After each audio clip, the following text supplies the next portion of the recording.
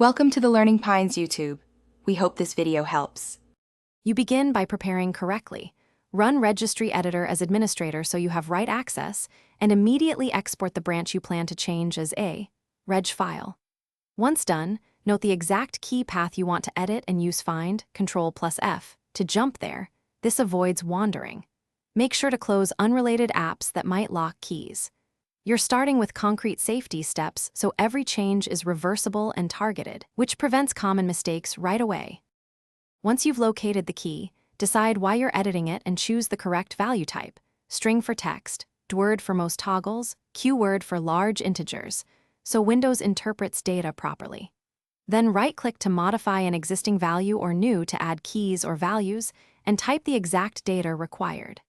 If access is denied, take ownership via permissions and grant administrators full control. This step lets you complete edits safely. Keep a mental checklist: type, path, and exact data to avoid unintended effects. You finish by double-checking the keys and values you changed, then close Registry Editor so changes commit.